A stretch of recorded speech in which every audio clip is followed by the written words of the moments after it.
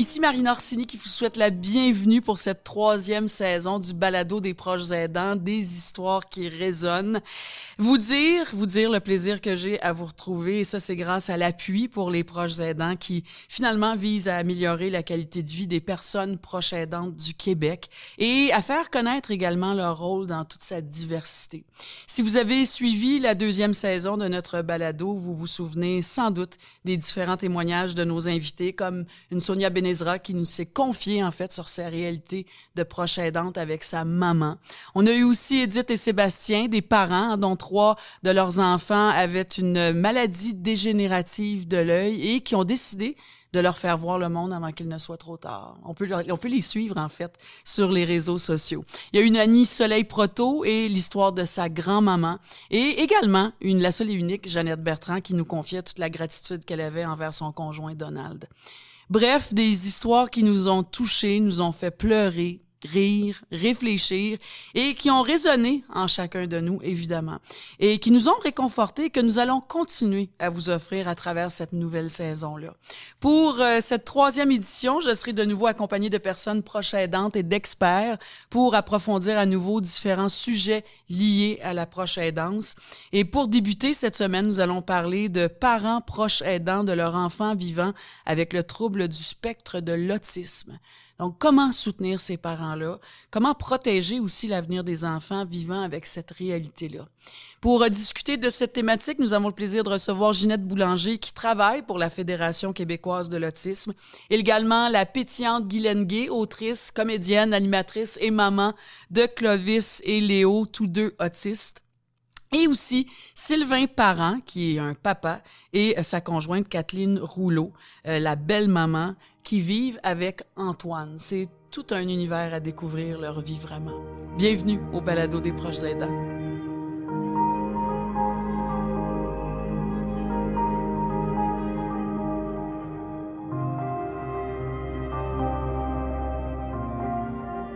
Je peux vous dire que je suis très, très contente de retrouver mon studio, notre équipe et vous, cher public également. Une 3e saison qui s'amorce avec beaucoup de joie parce que on a pu constater à quel point notre balado était nécessaire. Les gens avaient besoin de ça. Donc, pour échanger et de comprendre la réalité des personnes proches aidantes. Que ce soit du côté des aînés, ça aussi c'est important de le savoir, que ce soit du côté des aînés, du couple dont un des 2 conjoints est malade, d'un ami qui prend soin d'un autre ami ou d'une famille qui vit au quotidien avec un enfant malade, la proche aidance a de multiples visages. C'est même parfois, je vous dirais, difficile d'apprivoiser ce rôle-là, ce nouveau titre-là. Il y a certains qui vont dire, ben non, je suis pas sa proche aidante, c'est mon mari, ou ben non, je suis pas son proche aidant, c'est mon fils. Et tout ça, donc, est à apprivoiser. Et donc, vous êtes un proche aidant. Pour débuter la discussion, j'ai le plaisir d'accueillir 2 personnes qui vivent au quotidien avec Antoine, qui a aujourd'hui 16 ans, autiste de niveau 3, déficient intellectuel, polyhandicapé, épileptique de haut niveau et non-verbal. C'est ça, Antoine, c'est lui, Antoine. J'accueille Sylvain Bédard et Kathleen Rouleau. Bonjour à vous 2. Allô? Écoutez, Sylvain, toi, tu es le papa d'Antoine. Kathleen, tu es la belle-maman d'Antoine. Ouais. Je lisais votre histoire qui est absolument grandiose, qui est bouleversante, qui est attendrissante, qui est incroyable, qui est comme impossible même. Je vais essayer de faire un petit portrait de qui vous êtes. Sylvain, toi, tu es papa de 2 enfants. Tu es le président fondateur de l'agence Comédia qui a été fondée en 1997, qui a produit plus de 3000 spectacles d'humour et plus de 300 émissions de télévision. Votre slogan, c'est « Faire rire le monde partout dans le monde », puis c'est à travers le monde. Kathleen, toi, tu es une femme de théâtre, en humour, tu es une comédienne, tu es aussi une autrice. Alors, j'imagine au départ que vous vous êtes connus un peu dans le cadre de votre travail, de vos univers respectifs.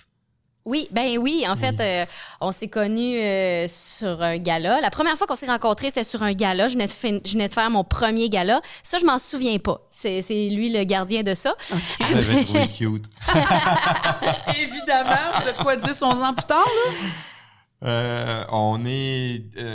On s'est rencontrés pour vrai 10 ans plus tard. Donc, parce que c'est en 2006. Ouais. OK. Mais non, mais attends, on s'est rencontrés pour vrai peut-être en 2009.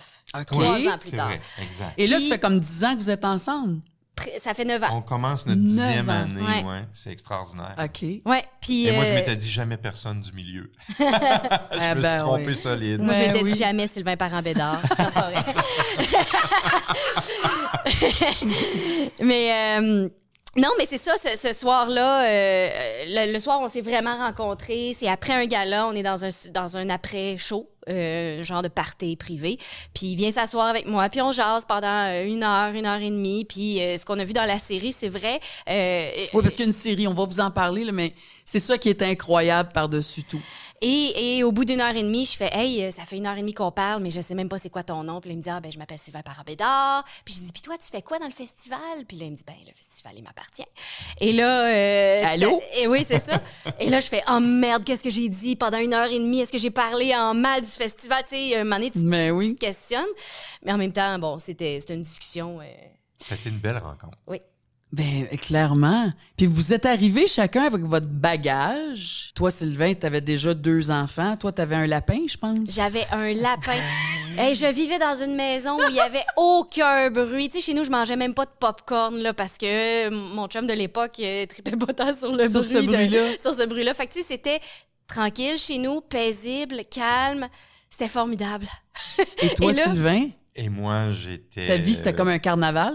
Oui, papa de monoparental, homme d'affaires qui voyage un peu partout à travers le monde, avec 2 enfants, qui à l'époque avaient autour de 5-6 ans chacun, dont Antoine, polyhandicapé, qui est non-verbal, mais qui fait énormément de bruit étant autiste. Donc, moi, c'était un peu le Capharnaüm, le chaos, là. C'était à l'opposé Oh, complètement. non, je suis débarquée là, il y avait du bruit sans arrêt. Tu sais, Antoine, très vocal, il est non-verbal, mais très vocal.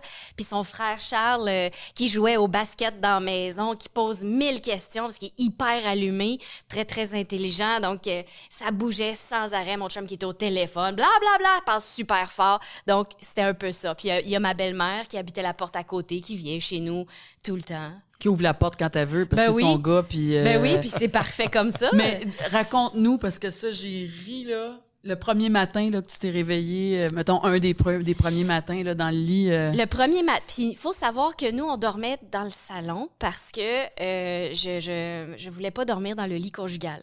Je suis comme ça, moi, je suis une princesse. On va changer le lit avant de... Ouais, c'est ça. Oui, oui. Fait qu'on dormait comme dans le salon, puis c'est le premier matin où on se lève, puis il y a l'école à gérer. Fait que là, Sylvain se lève, il s'occupe de ses enfants, puis moi, je fais, Et j'étais à la course, pas à peu près, Ben oui. pour être à temps pour l'autobus, à temps pour l'école, à temps pour tout. Toi, tu te dis, il gère sa vie, là. Moi, Ben, c'est ça. Moi, je fais, ben, il s'occupe de ses enfants, c'est parfait. Ben oui. Puis là, à un moment donné, je sens qu'on me tape sur l'épaule, fait que je m'ouvre les yeux, puis Sylvain, il me dit, tu vas-tu dormir toute la journée? Ça te il est- tenterait pas de m'aider un peu? Es-tu parti en courant? Ben, je me suis levée un peu étourdie. Je puis- savais pas que j'avais des tâches connexes autres que d'être ton amoureuse. Mais puis aussi, tu vas-tu dormir toute la journée? Mais il est 6h45. J'étais très déstabilisée. Ben, je me suis levée, j'ai aidé, puis ils sont partis à l'école et on est 9 ans plus tard. Parce qu'il faut dire que Kathleen a découvert, moi je suis un peu de même, dans la vie, avec un enfant comme Antoine, puis en affaires, je suis souvent dans ma tête. Fait que la veille, Kathleen a appris que avant j'avais la garde partagée, mais une fin de semaine sur 2. Et quand Kathleen est arrivée dans ma vie, ben moi je me sentais prêt à partir, à avoir les enfants une semaine sur 2, mais j'avais oublié de lui en parler. Donc, Je pense qu'il oublie souvent de te dire des Je pense qu'il affaires. oublie Hein? souvent. Oui, il oublie souvent. Ça m'arrive souvent d'apprendre des choses à quelques heures d'intervalle, comme cette fois-là où le dimanche, je fais bon, ben la fin de semaine est terminée, on va retourner à Mascouche, parce que j'habitais à Mascouche. Je vais retourner à Mascouche, je prépare mes trucs, puis il fait ah mais non, là on a les enfants une semaine sur 2, tu savais pas? Comment tu voulais que je le sache? Fait que ça a commencé sur les chapeaux de roue, vraiment notre histoire. Heureusement, je suis quelqu'un qui s'adapte. Ben, clairement. Toi, tu sais, Sylvain, que c'est un ange, ça, qui est arrivé dans ta vie, là. Non, mais oui, c'est extraordinaire. Je l'ai jamais réalisé au début. D'ailleurs, les premières années ont été difficiles, mais Ouais, ben, aujourd'hui, parlons-en, quand je justement. regarde l'histoire, C'était c'est un ange. C'était ma question. Ça a été quoi vos défis?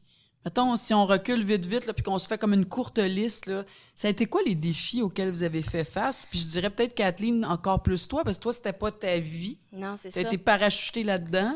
Ben, En fait, nos difficultés, c'était surtout des défis de personnalité et de travail. Tu sais, on n'a pas le même horaire, la même méthode, la même façon de voir les choses, puis tu sais, je dirais la même éducation. Tu sais, chez vous, il y avait tout le temps du monde. Chez nous, tu sais, c'est moi qui allais chez les gens plus. Fait que d'arriver là, puis que les gens entrent et sortent dans le condo comme si c'était chez eux, puis tu sais, j'étais comme un peu... estomaquée de ça, un peu perdue. Des défis professionnels, beaucoup. Oui, parce qu'on parle pas encore des enfants, là. Non. C'était pas vraiment ça, les premiers défis, Pas des tant, défis non. de départ. Pas tant. Ça a toujours, pour ça je dis c'est un âge, ça a toujours été extraordinaire. Puis encore aujourd'hui, moi, je réalise des choses très récemment, justement, avec le projet qu'on a fait, mais c'était des défis professionnels. Je devais quitter à l'étranger, je devais quitter en voyage, je devais m'en venir à Montréal, elle qui avait quitté Montréal pour venir habiter à Québec. J'étais plus souvent à Montréal que Kathleen, donc c'était beaucoup au niveau professionnel. Puis moi, ça allait de soi. Quand je quittais, Kathleen s'occupait des enfants, mais je lui en parlais pas. Donc, c'était pas la problématique des enfants. Au contraire, Kathleen est devenue une mère excessivement rapidement, puis les enfants sont en amour avec elle. La famille est en amour avec Kathleen, mais ça a toujours été plus des défis d'organisation professionnelle. Vous avez failli vous laisser à plusieurs reprises dans les 2 premières années, il paraît. Et on n'a plus assez de doigts pour compter. Ça a été vraiment un choc. Pour nous deux, un choc dans nos vies. Mais jamais à cause des enfants. Jamais à cause du polyhandicap d'Antoine. Kathleen elle a embrassé ma vie. Moi, je pensais pas que ça se pourrait parce que j'en vois beaucoup de mères monoparentales, de pères monoparentales, où souvent un enfant comme Antoine, malheureusement, amène des divergences ou des difficultés, puis on voit les familles qui se séparent, les couples qui se séparent. Kathleen, ça a été vraiment, je sais pas si on peut dire planche de salut. Pour moi, ça a été extraordinaire, puis extraordinaire pour la famille, de la façon dont elle a embrassé ça. Puis aujourd'hui, comme je disais, je le réalise encore plus. Antoine est devenu le roc entre Kathleen et moi, même si notre amour est présent, bien sûr. Puis ça a débordé tout ça. Je pense que l'arrivée d'une personne comme Antoine, comme Kathleen dans notre famille a fait en sorte que nos familles se sont ouvertes et on a recomposé quelque chose de personnel et d'extraordinaire avec une grande famille. C'est ça, parlons de ça, parce que ça aussi, c'est impressionnant. Nathalie, qui est la maman d'Antoine, donc ton ex-conjointe, Sylvain, a toujours été présente. Nathalie, j'ai trouvé ça tellement... J'en parle, j'ai des frissons. Au départ, tu lui as écrit une lettre à Nathalie. Oui, tout de suite, tu sais, j'ai voulu briser un peu ça, parce que, tu sais, je me disais, c'est sûr qu'elle doit trouver ça difficile, puis moi, tu sais, c'est sûr qu'il y a une ex dans le décor, Fait que j'ai écrit une lettre à Nathalie en lui disant que, tu sais, je voulais pas prendre sa place, que ses enfants, c'était ses enfants, puis que j'étais là pour aider, puis que si Sylvain avait besoin, tu sais, d'aller pour Antoine une nuit chez elle, tu sais, même...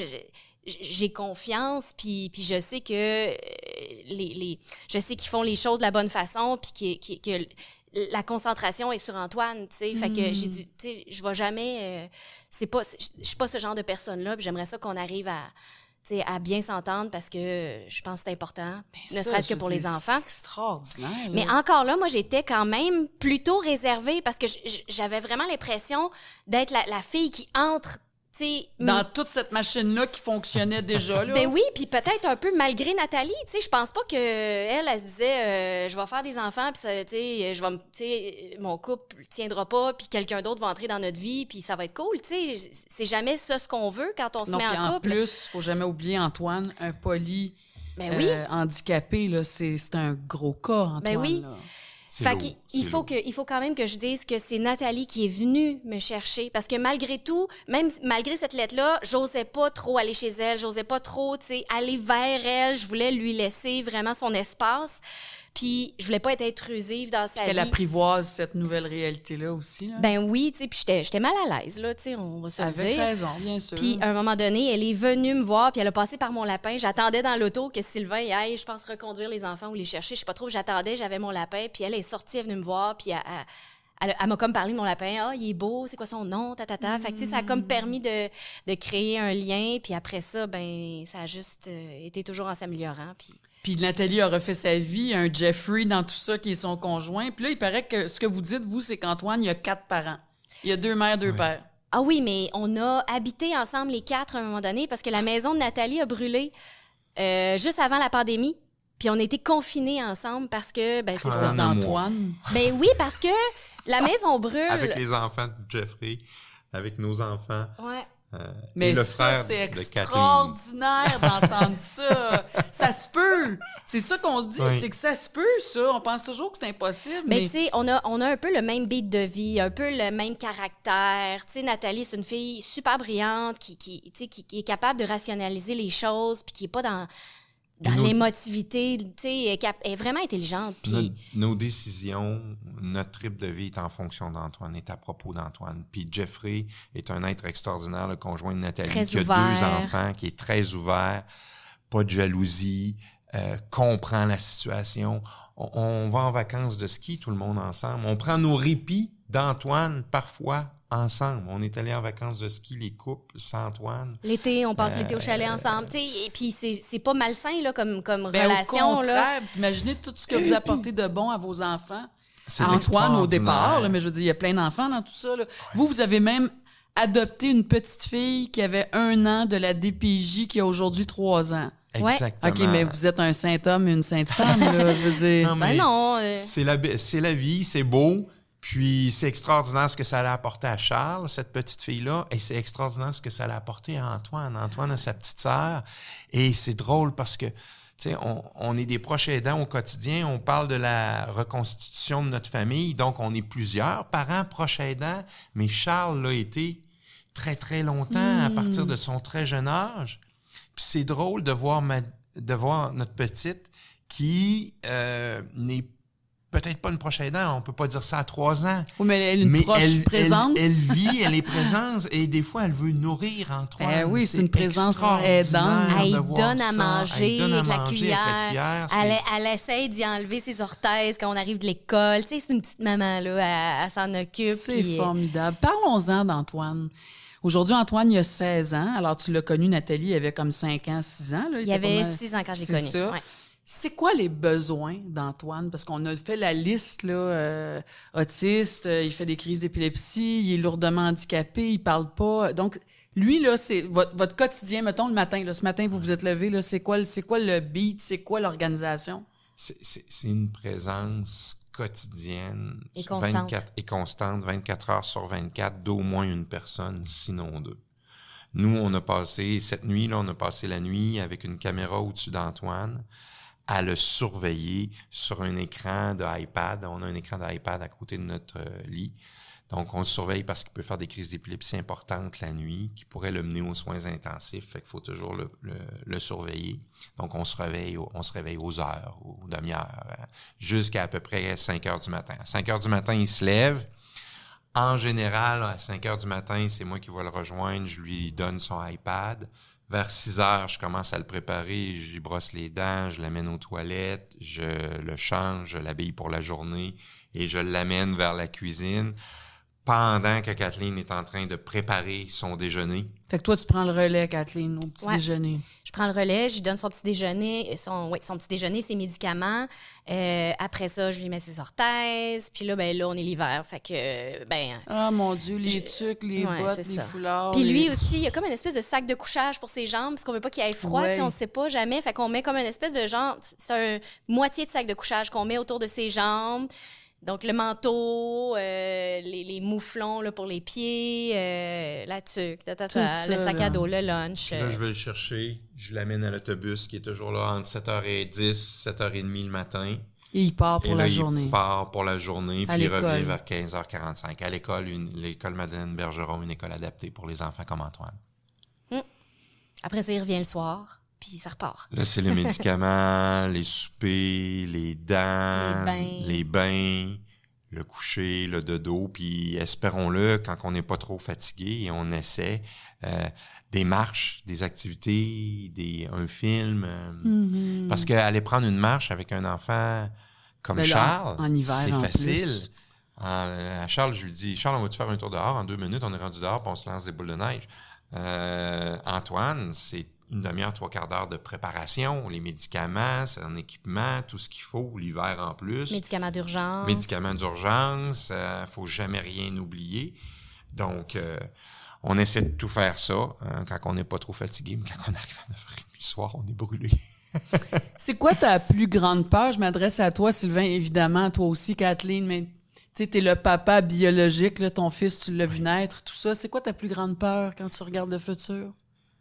Nous, on est une famille, je pense, assez privilégiée à plusieurs niveaux, que ce soit intellectuellement, socialement, financièrement. Ma plus grande peur présente, c'est des grandes crises d'épilepsie sur lesquelles je pourrais pas agir ou agir rapidement. Et ça m'est arrivé une fois. Ça fait 9 ans que je prends plus d'alcool. J'ai décidé cette journée-là de plus en prendre parce que j'avais pas été en mesure de lui apporter les soins importants. Parce qu'un soir, t'as pris comme un verre de trop. J'avais pris un verre de trop. Puis je me suis dit plus jamais que je sois présent ou pas à Paris ou à Québec, à côté de lui ou à distance, plus jamais. Je veux toujours être présent à 100%. Parce qu'il aurait pu mourir, c'est ça? Il aurait pu. Il peut mourir si... Donc, j'ai 2 téléphones. Un téléphone rouge, c'est mon téléphone d'urgence s'il se passe quelque chose puis quelqu'un veut me rejoindre. S'il sonnait là, je répondrais. Puis j'ai mon téléphone régulier. Puis à moyen et long terme, on ne connaît pas les espérances de vie d'Antoine. Il peut vivre encore 2 ans, 5 ans, 10 ans, 25 ans. Mon plus grand enjeu, c'est qu'est-ce qu'Antoine va faire quand on ne sera plus là. Je pense que c'est un enjeu qui est récurrent dans des familles comme ça. Ah oui, vraiment beaucoup. Puis en même temps, quand on parle, c'est le sujet aujourd'hui, hein, comment on prend soin aussi des parents. Pour n'importe quelle famille qui vit avec un enfant avec des besoins particuliers ou des cas beaucoup plus lourds, il reste que la cellule, hein, construire une cellule autour de nous, ça revient tout le temps, hein, un réseau. Un réseau. Fait que vous avez ça quand même. Vous autres, déjà, en étant 4 parents, comme vous le dites, là, mais vous avez ça quand même. Hein, nous autres, on est très, très chanceux, très bénis même, parce que, tu sais, on a les grands-mamans qui sont là. Ils ont été là longtemps pour, tu sais, même garder Antoine. Maintenant, tu sais, c'est un peu plus difficile délicat. Parce qu'ils ont pris de l'âge. Mais, tu sais, on a des tantes, on a vraiment un beau réseau qui est là, toujours prêt à nous donner la main puis à prêter main forte. Puis, tu sais, je dis, les grands-mamans, c'est plus difficile, mais ils sont encore là. Tu sais, des fois, ils viennent à 2 ou, tu sais, ils se relaient, puis même pour nous, aujourd'hui, on le voit que ça devient plus difficile. C'est un homme aussi, là, il a 16 ans. Il est rendu à 16 ans, il est plus lourd. Moi, j'ai passé 50 ans, je suis moins fort.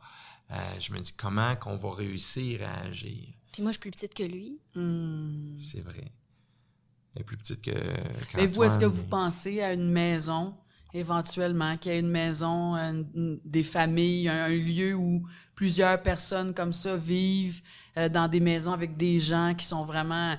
Je dis pas que vous n'êtes pas qualifiés, vous êtes plus qualifiés que n'importe quel universitaire, j'imagine, mais qui savent exactement, qui sont équipés pour assister à cet enfant-là, à ces enfants-là. C'est-tu quelque chose qui est possible dans votre tête? Moi, j'ai beaucoup de difficultés, mais j'ai commencé à y penser récemment. De par les difficultés au quotidien, je vois des gens autour de moi qui commencent à être plus épuisés. C'était quelque chose que je me suis promis de ne pas faire. Mais j'ai déjà rencontré quelqu'un qui, son enfant, rendu à 21 ans, il n'a pas eu le choix, de par le fait que lui prenait de l'âge, puis on ne veut pas imposer à nos enfants, à nos 2 autres enfants, cette tâche assez importante-là dans une vie. Nous, non, c'est majeur, c'est majeur. On a toujours voulu que Charles vive sa vie, soit libre de tout ça, parce que Charles, il est né avec Antoine. Antoine était là, donc Charles avait 3-4 ans, on allait prendre des marches, puis il nous demandait de ne pas oublier les médicaments. Charles, à un certain moment donné, il avait 6-7 ans, puis il m'a apporté une tirelire de Superman en disant que c'était pour prendre soin d'Antoine. Tu sais, il calculait combien ça pourrait coûter un jour où on serait plus là, une infirmière pour son frère, pour pouvoir en prendre soin. Donc, c'est des choses que la vie va peut-être nous apporter à avoir à vivre avec ça. Donc, c'est un jour à la fois. C'est un jour à la fois. Puis en même temps, vos enfants, ça fait des beaux humains. Je pense à un Charles, je pense à votre petite boulette d'amour, là, ça fait des beaux humains qui vivent aussi. Faut, j'imagine, trouver un équilibre là-dedans, parce que tout est à propos d'Antoine, fait que c'est pas facile pour personne, mais En même temps, c'est une grande richesse que de... On nous le dit beaucoup. Charles s'est vraiment bien développé en tant qu'être humain. C'est quelqu'un qui a une grande sensibilité émotive, très, très intelligent, j'en ai déjà parlé, mais il est tellement sensible. La compassion. C'est un leader positif avec une grande compassion. Parlez-moi maintenant, parce que là, on pourrait parler pendant 2h15, je le sais. Mais à travers ça, je le disais au début, t'es un producteur, Sylvain. Kathleen, t'es autrice, t'es comédienne. Toute votre vie, en fait, hein, c'est fou, là, le destin de la vie, mais a fait que vous avez développé 2 projets. Un premier documentaire sur Antoine, sur sa vie, sur votre vie, votre réalité. J'ai mes petites notes ici à la fin, là. Ça, on peut le voir où, Antoine le Merveilleux, c'est ça, hein? Antoine le Merveilleux, c'est un documentaire de 44 minutes, très lumineux, très positif, sur tous les beaux côtés qu'on peut vivre malgré les enjeux quotidiens. C'est Antoine le Merveilleux, on peut le voir sur TVA+. Merveilleux. Et là, c'est fou, là. Cette série-là vit un grand succès. Vous avez développé une série, Kathleen, c'est toi qui as écrit cette série-là, qui s'intitule « À propos d'Antoine ». C'est 10 épisodes d'une demi-heure qu'on peut écouter sur Illico. C'est le quotidien d'une famille qui vit avec un enfant polyhandicapé. Ça a été le retour de Claude Legault à la télé. Là. Il y a une belle brochette. Là. Il y a Fanny Mallette avec vous, Sylvain Marcel, entre autres, qui joue dans cette série-là.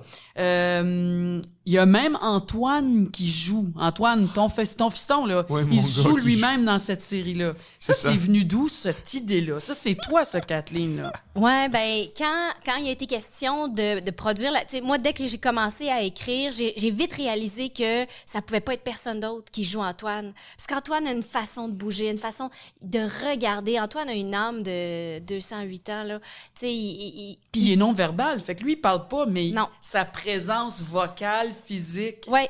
C'est fou, il y a le rôle principal, là. Hein, ça prenait lui. Puis très vite, quand il était question de produire la série, j'ai dit à Sylvain, on peut pas prendre personne d'autre. Il faut qu'Antoine joue son propre rôle. Puis là, Sylvain, lui, tu comprends, il était enchanté de ça parce que c'est son fils, puis il allait avoir un travail, tu sais, ce qui arrivera peut-être plus. Ce qu'on nous a toujours dit dans la vie avec un enfant comme Antoine, c'est non, il peut pas faire ça. Non, il peut pas faire ça. Non, il pourra pas faire ça. On va parler de ça tantôt. Ça n'a été que oui. des deuils, exact. que des non. Et Kathleen a créé une œuvre qui a fait en sorte qu'il y a eu un emploi et qui a travaillé avec une équipe. Ça a été extraordinaire. C'est sûr qu'il faut dire qu'on a quand même une doublure pour Antoine parce qu'on peut pas lui commander des choses. On peut pas dire Antoine, lance tel objet ou, tu sais. Moi, j'ai écrit la série beaucoup en fonction des mécanismes d'Antoine, donc je sais comment il va réagir dépendamment de telle situation ou telle phrase ou tel geste. Donc, mais si on avait besoin de quelque chose de spécifique ou si Antoine était fatigué ou si Antoine était malade, peu importe, on avait une doublure, Paul Moreau, qui a fait un excellent travail au point où des fois... Paul était assis à côté de nous dans la chaise, puis tu sais, j'y flattais la tête. Puis à un moment donné, je faisais « Oh mon Dieu, je m'excuse, Paul, c'est toi! » Tu sais, c'est pas Antoine. Ouais. Puis je lisais, quand j'ai lu votre histoire, je lisais que pendant cette période-là du projet, quand vous avez tourné, il y a même des périodes où Antoine avait diminué ses crises d'épilepsie, genre de 50%. Là. Ouais. C'est extraordinaire. On dit 50%. En tout cas, plus pas, ou moins. Mais le neurologue d'Antoine est venu parler à l'équipe qui était très nerveuse de tourner avec une personne comme Antoine. La première journée, Michel Sylvain, on l'appelle Yoda, il était tellement calme, puis il y avait tellement de la sagesse qui nous amenait, nous a dit que c'était extraordinaire, que ça allait être très stimulant pour Antoine, stimulant pour son cerveau et que ça allait probablement l'aider, l'éveiller et autres. Exactement. Et que si ça diminuait ses crises d'épilepsie, il allait congédier son équipe du CHUL, en blague, et engager une équipe télé pour travailler. Le résultat a été que la santé d'Antoine s'est améliorée. C'est fou. Puis tu sais, on le dit, on va en parler tantôt avec une autre dame, mais ils disent qu'il faut jamais... En fait, on sous-estime trop les capacités des enfants, des gens handicapés, ou dans ce cas-ci, aujourd'hui, c'est l'autisme, et qu'on devrait toujours leur faire confiance. Oui, exactement. Se faire confiance comme parents, peu importe nos enfants, là, qu'ils soient handicapés ou pas, et se faire confiance à l'enfant, puis que lui va nous guider. Il paraît qu'il avait comme compris aussi, c'est Pods qui réalise la série, que quand il disait « action », il se mettait à être plus vocal, puis quand il disait couper, il arrêtait. Souvent. Il nous a fermé des scènes de façon extraordinaire là, à la télévision. Là. Il y avait quelque chose qui se passait de magique, en fait. Donc, non, vraiment. Puis tu sais, souvent, il y a des gens qui nous ont dit « Non, pas Antoine. » Ouais, mais pourquoi pas Antoine? On est qui pour juger, qui pourra pas? Il est déjà assez exclu si on peut avoir un projet qui peut inclure. Et d'ailleurs, on a eu à un moment donné un épisode où il y a un anniversaire d'Antoine avec des enfants polyhandicapés. Ben, on a pris la décision, malgré tous les enjeux que ça apportait, c'est tous les amis d'Antoine de son école qui sont venus jouer avec lui. C'était très important pour nous de montrer la diversité, de faire de l'inclusion et de leur donner ce défi-là qu'ils pouvaient accomplir avec succès. Kathleen et Sylvain, en terminant, on pourrait jaser longtemps, là, vous reviendrez peut-être à un moment donné, mais qu'est-ce qu'on peut vous souhaiter? Je souhaite sincèrement que les consciences évoluent, puis qu'on puisse faire plus d'inclusion au quotidien. On parle beaucoup de l'inclusion à la télévision, puis tout ça, mais dans notre quotidien. Moi, c'est mon grand souhait. On parle de diversité, on est beaucoup là-dedans. Là. Oui. C'est ça. Puis j'aimerais ça que dans notre quotidien, on soit plus inclusif, que le mobilier urbain soit plus inclusif. Tout. C'est ça, une société. En parler et agir à ce niveau-là, c'est très, très, très, très important. Pour qu'il y ait des actions, il faut qu'il y ait des actions concrètes qui continuent à se poser. On est sur la bonne voie, mais il y a encore beaucoup d'améliorations à apporter. Ben moi, en tout cas, je veux vous souhaiter vraiment, là, c'est très touchant. J'ai des frissons depuis tantôt. Toute l'équipe, là, je les sens réagir autour de moi. Mais je veux vous dire, moi, je vous souhaite de l'amour encore longtemps entre vous, parce que je pense que entre vous deux, là, c'est la clé. Je pense que tant qu'on s'aime, on peut passer à travers plein de choses. Puis vous nous montrez à travers votre histoire qu'avec l'amour de cette grande famille-là, on salue Nathalie, on salue Jeffrey, on salue tous vos enfants, que tout est possible. Et ça, là, c'est extraordinaire. Je suis extrêmement touchée de vous avoir rencontrés aujourd'hui. Puis je vous souhaite du plus beau. Vraiment, la bonne route à vous deux. Merci. Merci beaucoup. Merci.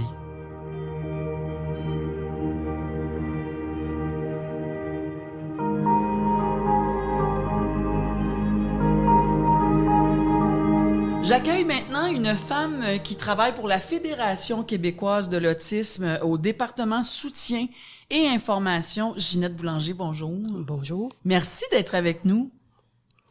Le plaisir est pour moi. Oui, puis en plus, vous travaillez, puis on vient de s'échanger là-dessus. Non seulement vous travaillez pour la Fédération québécoise de l'autisme, mais vous êtes maman d'un garçon qui a aujourd'hui 38 ans et qui est autiste. Eh oui. Fait que vous, là, vous êtes une femme d'expérience, là. C'est ça. Autisme non-verbal, je veux dire. Ce qu'on peut qualifier de plus difficile un peu, mais sans vraiment que ce le soit. Il y a tellement de difficultés. Pas de difficultés, mais de variété, de couleurs, de niveaux. On parle du spectre de l'autisme. Donc, mon fils est à une certaine place dans le spectre, mais il y en a d'autres qui sont ailleurs. Absolument, absolument. Puis je vous disais, votre enfant à 38 ans, est-ce qu'il vit encore avec vous? Vous avez dit non, il est en résidence depuis l'âge de 21 ans? Depuis ses 21 ans. À partir du moment où il ne pouvait plus aller à l'école, parce qu'il finit l'école à 21 ans, j'ai eu une place dans une résidence de type intermédiaire. Wow! Mais c'était planifié. C'est ça, vous l'aviez préparé, vous l'aviez prévu, vous l'aviez souhaité, parce que des fois, on est sur des listes d'attente aussi, j'imagine. C'est ça, pour prévenir la liste d'attente, quand mon fils avait 14 ans, j'ai fait la demande. Pas parce qu'il allait mal, mais parce qu'il allait bien et qu'il était capable de s'adapter à un autre milieu que le nôtre. Lorsque les parents décèdent, l'enfant se retrouve avec une autre situation. Il n'est pas préparé, c'est un choc pour lui. Fait que pour moi, rendre service à mon fils, c'était de le rendre le plus indépendant possible pour qu'il puisse vivre sa vie après moi. Oui. Je peux pas m'empêcher de penser, Ginette, il y a 38 ans de ça. Ça fait longtemps, là. Mm-hmm. Puis vous me dites ça, que vous aviez préparé, planifié le fait qu'il s'en va, qu'il allait s'en aller dans une résidence. Diriez-vous qu'à l'époque, puis je sais que vous travaillez pour la Fédération québécoise de l'autisme là aujourd'hui, mais là, je parle à la maman, là. Trouviez-vous qu'à l'époque, il y avait des services, bon, clairement, il y avait quand même ça là, qu'on pouvait prévoir, mais c'était comment il y a 38 ans quand on se retrouvait avec un enfant avec des besoins particuliers comme votre fils? Disons que j'ai pas su tout de suite qu'il était autiste. C'est à l'âge de 5 ans où j'ai eu le diagnostic. Mais on a tous des parcours différents. Le mien est assez chaotique. On était dans le Grand Nord avec les Inuits. Donc, mon fils était en contact avec la culture anglophone et les Inuits. Il parlait un petit peu anglais, un petit peu inuktitut, un petit peu français. Donc, c'était plus difficile de vraiment cerner les problèmes qu'il avait. C'est lorsqu'on est retourné dans le sud, dans la région métropolitaine, qu'on a pu vraiment le faire évaluer. Dans un sens, à l'époque, pour lui, d'avoir vécu en intégration, d'être en inclusion, ça l'a aidé. Ben ça l'a vraiment aidé. J'ai vu d'autres jeunes de son âge avec moins de facilité sociale parce qu'ils étaient pris en charge, toujours dans les milieux avec d'autres autistes. Et les autistes, qu'on le veuille ou non, même si on ne pense pas, ils imitent tout ce qu'ils voient. Donc, l'imitation de modèles d'autres enfants avec des problèmes, ça double les problèmes en tant que tels. Oui. Nous, on voulait évidemment parler des ressources. Oui. Donc, avec vous, parler du potentiel aussi de nos enfants. Ça, je trouve ça vraiment intéressant, nos enfants autistes. On voulait parler de la réalité des parents qui reçoivent un diagnostic d'autisme. Parce que effectivement, vous dites, vous, c'est à l'âge de 5 ans qu'on a reçu le diagnostic. C'est un peu, des fois, souvent, vers cet âge-là. Mais avant, il y a tout le avant, là, aussi, que les parents vivent, là. Notre enfant qui rentre à la maternelle ou à la garderie, notre enfant qui rentre à l'école primaire, puis ils ont des difficultés d'apprentissage au niveau des personnalités, ils peuvent faire des crises, on sait pas pourquoi, on s'arrache les cheveux de sa tête pour comprendre qu'est-ce qui se passe avec notre enfant. C'est pas juste le jour où on reçoit un diagnostic, là, mais il y a tout le avant, évidemment, que ces parents-là vivent. Quel serait le premier geste à poser quand un parent est en attente d'un diagnostic ou d'un parent qui vient de recevoir un diagnostic concernant son enfant et l'autisme? La première chose à faire, c'est de se bâtir un réseau. En premier, de téléphoner à la Fédération québécoise de l'autisme, entre autres, qui va diriger les parents vers les ressources régionales. Il faut surtout pas s'isoler. On amène ce mot-là. Hein. C'est ça. Éviter de s'isoler. C'est ça. Le contact avec d'autres parents permet aussi de réaliser qu'on n'est pas seul au monde, qu'on vit des choses semblables. Pour moi, c'est un peu un travail de détective. On voit ce qui fonctionne chez les autres, on peut essayer de l'appliquer à son enfant. Si ça marche pas, ben là, on coche, ça marche pas, essayons autre chose. Essai-erreur, mais avec des modèles de gens qui ont essayé avec plus ou moins de succès, mais au moins, on a des lignes directrices et surtout, on est capable de discuter, de parler de ce qui nous angoisse sans avoir peur d'être jugé comme étant mauvais parent. Oui, ben, c'est parce qu'on a un peu honte. Non, mais je veux dire, il y a des parents, le fait de recevoir un diagnostic, il y a d'abord le choc, puis on peut rester dans ce choc-là, j'imagine, longtemps. Tout ce que ça demande, justement, d'apprentissage, de je fais quoi, je vais où, j'appelle qui. Donc, il faut déjà se mettre rapidement en mouvement, je dirais, pour apprivoiser cette réalité-là, puis aller chercher des outils. C'est ça. Mais souvent, avec l'autisme, c'est que ça n'arrive pas du jour au lendemain. Non. On voit l'évolution de l'enfant, on sait que quelque chose ne va pas. On essaie d'aider, de l'aider, L'école, la garderie nous informe. Il est arrivé ça aujourd'hui. Parfois avant, pour ceux comme mon fils qui est non-verbal. Donc, c'était évident avoir été dans un autre contexte, avoir vécu dans une région, de ne pas être dans les territoires du Nord-Ouest, aurait aidé à détecter plus rapidement son autisme. Mais comme il n'y avait pas de service et qu'il y avait tout un contexte culturel, je n'ai pas pu aller vers ça. Mais ceux qui sont à Montréal avec un enfant qui ne parle pas à l'âge de 3 ans, tout de suite, là, il y a des sonnettes d'alarme. Mais on sait que l'enfant a quelque chose, qu'il n'est pas dans la braquette normale. Il a des différences. On a du mal à imaginer comment faire pour l'aider. Ouais, Mais ça. ce n'est pas...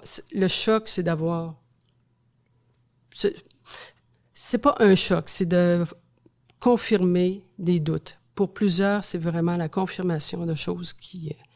OK, je sais pourquoi maintenant qu'il ne faisait pas... Oui, ça c'est sûr. Déjà, ça nous éclaire. Ça l'éclaire. Puis je pense que on préfère un diagnostic que de rester dans le néant là, trop longtemps parce qu'on sait plus, on se tue nous autres la vie qu'on lui offre ou pas, ou on se questionne, on se remet en question. C'est ça. On c'est chargé. Oui, on se remet en question sur notre compétence. Qu'est-ce qu'on fait de pas correct? Exactement. Pourtant, est-ce qu'il a été malade? Est-ce qu'on a manqué? C'est toujours une remise en question. Donc, évidemment, éviter de s'isoler, aller vers les services, se mettre à faire des recherches, faire des téléphones. Mais vous dites aussi que on sous-estime trop souvent les capacités de nos enfants. J'imagine en général dans la vie, là, mais là, on parle d'enfants autistes, et qu'on se sous-estime trop souvent comme parents. On sous-estime nos compétences. C'est ça. On est capable de se mettre à l'écoute de notre enfant. Comme pour n'importe quel parent, que ce soit un enfant malade ou pas, faut se fier. La réponse est souvent en nous. Il faut faire confiance à cette réponse-là qui vient en nous. Notre réponse de parent, notre instinct de parent, faut faire plus confiance à ça. Hein? Il y a l'instinct de parent et aussi de croire au potentiel de son enfant, de croire qu'il est capable de dire ce qu'il aime, ce qu'il n'aime pas. Parce que l'autisme, c'est un problème de communication à la base, c'est ça. C'est un problème neurodéveloppemental qui affecte la communication. Fait que c'est ça qu'il faut développer dès le départ, d'essayer de développer avec notre enfant. C'est ça, de communiquer avec... malgré les difficultés, de se rendre compte de ses particularités, qu'est-ce que l'enfant aime faire, qu'est-ce qu'il n'aime pas faire, et vraiment se mettre, OK, qu'est-ce que je ferais à sa place? Il faut dire que ils ont des sensibilités, plusieurs ont des sensibilités extrêmes au niveau de l'équilibre, Vous dites souvent, il faut se mettre à son niveau comme parent, il faut plutôt voir non pas ses limitations, mais son potentiel. Le potentiel. Pour ce qui est d'un couple aussi, Ginette, c'est 2 parents, idéalement, 2 parents. On peut se retrouver monoparental, mais mettons un couple qui reçoit un diagnostic. J'imagine aussi que c'est tout un langage qu'on développe avec notre enfant, une façon, des codes. Hein? J'imagine, comme pour n'importe quel enfant, un enfant est mieux d'avoir les mêmes codes partout, les mêmes horaires, les mêmes... Mais est-ce que, parce que la mère peut penser d'une façon, le père peut penser d'une autre façon, est-ce qu'à travers les enfants autistes, on peut développer chacun nos codes avec notre enfant? C'est préférable de rester quand même avec des codes. Ouais, d'établir des codes, évidemment. Semblables. Mais en tant que parent, je veux dire, l'autre parent, s'il a plus d'affinité avec tel type d'activité, il peut prendre l'enfant et... C'est sa spécialité, mettons, là. C'est ta spécialité, va faire ça avec lui. Ouais. Moi, je vais faire autre chose aussi. Et cette espèce de course à relais-là permet aux parents d'avoir un peu de pouvoir reprendre son souffle. Oui, du répit. Un petit peu de répit à travers ça. Se partager la responsabilité d'un à l'autre. Quand on parle, parce qu'on a parlé justement de s'entourer, de pas être isolé, de se mettre au niveau de notre enfant, de jamais sous-estimer son potentiel et le nôtre comme parent. Mais si on rajoute à ça le répit. Ah ben là, c'est le jackpot. Apprendre à l'enfant d'être ailleurs ou d'être avec une autre personne, pouvoir se donner de l'oxygène aussi. Autant à l'enfant, mais qu'à vous, évidemment, parce que ça y en donne à lui aussi. Et à lui aussi. Lui aussi, il peut être tanné aussi d'être toujours à la maison avec les... Bien sûr. Ça lui donne un répit à lui aussi et à nous. Ça a été quoi pour vous? Puis c'est quoi pour vous? Parce que oui, vous travaillez aussi pour la Fédération de l'autisme, mais moi, j'ai vraiment voulu vous accrocher de parler à la maman, celle qui l'a vécu depuis 38 ans avec son enfant. Mais comment vous avez fait, vous? Est-ce que vous avez été capable de vous donner des moments de répit, de recul? Disons que j'ai été chanceuse. Il y avait des organismes qui offraient des fins de semaine de répit. Puis vous l'avez accepté, parce qu'il y a des parents, il y en a, puis il y a des parents qui veulent pas aussi. Faut jamais l'oublier, ça. C'est ça. Tu sais, l'approche aidance, là, c'est aussi, puis là, on parle d'enfants autistes, mais que ce soit un adulte malade, notre conjoint, peu importe, il y a beaucoup de personnes qui ne veulent pas. Ils auraient besoin de prendre du répit, mais ils veulent pas quitter la personne. Moi, je le vis en ce moment personnellement avec ma tante, là, la sœur de ma mère, qui, son mari est en fin de vie. Elle veut pas laisser ses côtés. Elle veut pas le laisser trop longtemps. Là, il y a des CLSC qui viennent l'aider le matin pour la douche, le bain, tout ça. Mais sinon, là, ah non, je veux pas le laisser tout seul. Mais oui, mais il est pas tout seul, ou sa fille, elle pourrait être là. Non, c'est mon mari. Mais ça, c'est dangereux, ça. Je veux dire, ça nous rattrape au bout d'un moment parce que c'est tellement exigeant au niveau de l'énergie. C'est ça. Mais c'est le plus bel exemple, qui est pratiquement un classique, c'est de parler des consignes en avion où on propose aux gens, si le masque d'oxygène tombe, on le met sur soi-même avant de le mettre aux personnes qui sont dépendantes. Faut s'aider pour pouvoir aider l'autre. Justement, il faut être au maximum de notre forme pour pouvoir bien supporter les autres. Et lorsqu'on est fatigué, lorsqu'on est moins patient, automatiquement, la personne qui est aidée va ressentir cette fatigue. On n'est pas bon, on est moins bon. On est moins bon, tout simplement. Parce qu'on n'est pas à la fine pointe, on n'est pas en pleine capacité de nos aptitudes, nos capacités. On est à bout. C'est ça, en fait. Hein? C'est ça. Puis, il faut faire confiance. C'est là où la confiance entre en ligne de compte. Il faut faire confiance à la personne. Moi, je faisais confiance à mon fils. Si ça allait bien, il revenait de bonne humeur. À quelques reprises, il est arrivé des incidents où il était pas bien. Je dis, tu veux-tu encore y aller? Il me disait non. OK. Donc, c'est une place. Il comprenait tout ça. Là, je veux plus y aller. C'est ça. Où ça a mal été. C'est qu'est-ce qui s'est passé. J'essayais de voir qu'est-ce qui s'était passé pour qu'il soit dans cet état-là.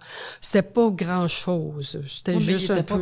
Il était pas bien. Il avait un peu la baboune. Bon, ça, je savais que ça n'avait pas bien été. Donc, c'est de l'écouter. Même dans les répits, si le répit devient une charge pour lui, puis c'est pas un plaisir, on l'oublie ou on trouve autre chose, une autre alternative. Donc, les répits où il dormait à l'extérieur ont changé pour des camps de jour plutôt que des séjours. Puis aussi, prendre soin de nous, parce que, tu sais, on parle d'aller chercher de l'aide, donc d'aller vers des groupes. Il y a des groupes de parents. Vous me disiez tantôt, j'ai une amie, elle, sa fille était autiste, parce qu'on peut mieux se comprendre aussi entre nous de ce qu'on vit. C'est des différents degrés, différents niveaux d'autisme, mais à la base, on vit la même chose. Puis c'est avec les autres qui vivent un peu la même affaire que nous ça aussi, ça nous rassure, ça nous réconforte. C'est surtout que ça libère du poids du jugement.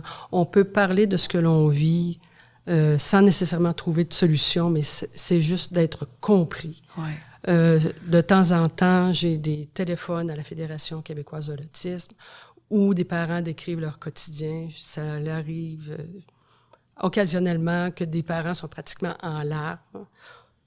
Je parle avec eux. Au bout d'1 heure, on raccroche, mais la personne éclatait de rire au téléphone en racontant les pires scénarios, les pires gaffes qui sont totalement hallucinantes. Je veux dire, ça libère. Ça valide, ça libère. Ça. Donc oui, aller vers des formations, apprendre c'est quoi l'autisme, apprendre comment je peux avoir une meilleure présence auprès de mon enfant comme aidant, comme proche aidant, puis ça va automatiquement m'aider moi. Ça économise l'énergie, c'est au contraire, c'est une énergie positive qui se développe aussi. Oui, c'est ça. Mais les formations sont souvent données par les organismes dans les régions. Il faut voir les organismes régionaux. Qu'est-ce que votre organisme donne? C'est ça. Offre comme service aux parents. Il y en a des services. Il y en a. Il n'y en a peut-être pas une tonne, mais il y en a. S'il y a des rencontres entre parents, juste des cafés-rencontres, c'est une libération de pouvoir être là, de parler ensemble. De pleurer ensemble, hein? de rire ensemble. De rire ensemble, de partager un quotidien qui est totalement étrange pour ceux qui ne vivent pas cette réalité, puis de ne pas se sentir coupable. C'est de se déculpabiliser, d'avoir à faire des choix qui peuvent être drastiques. Parce que ton enfant a des difficultés, tu dois prendre des choix, c'est pas toujours facile. Prendre des décisions. Prendre des décisions. On sait qu'il peut réaliser certaines tâches, mais il résiste. Et ça se développe, faut y penser, faut le planifier. Comme vous disiez, moi, à 21 ans, il est allé dans une résidence. c'est pour lui que je faisais ça aussi, pour son autonomie, parce qu'il peut vivre longtemps. Puis vous, si vous partez, là, c'est toute une autre histoire c'est un engrenage que vous voudriez peut-être pas pour votre enfant. Non, c'est ce que je veux pas pour lui. Absolument. C'est ça. Mais ça a été pris... j'ai préparé mon fils longtemps à l'avance C'est aussi ça. pour qu'il puisse apprécier être ailleurs qu'à la maison. Exactement. Ça, c'est une bonne clé. Préparer d'avance. Voir venir les choses. Hein? Merci, Ginette Boulanger. Merci beaucoup de nous avoir éclairés, d'avoir été une lumière, très certainement, pour plusieurs personnes. Puis évidemment, vous travaillez avec la Fédération québécoise de l'autisme. Alors, allez vers la Fédération pour trouver des informations et vous aider à cheminer là-dedans, en fait. Merci beaucoup. Merci.